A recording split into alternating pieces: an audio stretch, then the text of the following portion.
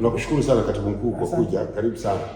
Nimefurahi kuungana na wewe leo na nimefurahi umenipa busara zako, na naamini yako mengi ya kujifunza, ya kuyafanyia kazi, na tutakaribisha wakati mwingine kukiwa kuna jambo lolote, bado tuna mengi ya kujifunza kutoka kwenu. Asante sana katibu mkuu, mimi nakushukuru. Lakini kwa kweli niwapongeze kwa maandalizi mazuri ya AFCON. Naona maandalizi yanakwenda vizuri.